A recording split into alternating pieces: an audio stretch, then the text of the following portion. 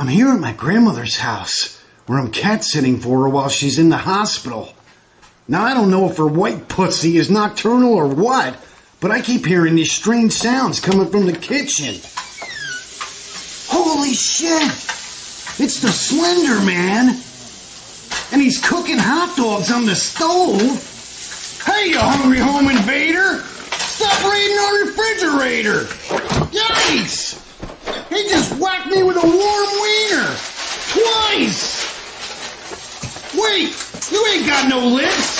How the hell can you eat potato chips? Whoa! Knock it off, you skinny son of a bitch! Quit stealing our food and go buy a friggin' sandwich! You bony bastard! Look at this place! It's a disaster!